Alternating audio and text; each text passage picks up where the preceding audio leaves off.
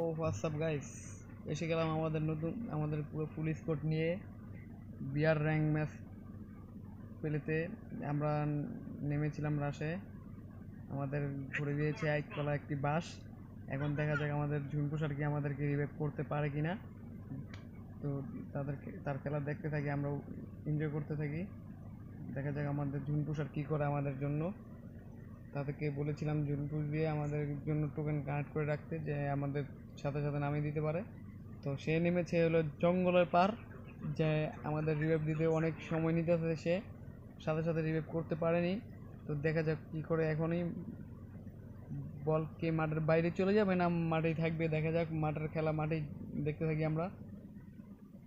দেখতে দেখতে আমরা র্যাঙ্ক ম্যাচটি উপভোগ করব। আর দেখা যাক, সাথে ছিল আমাদের খালাতো ভাই 1 নাম্বার PX0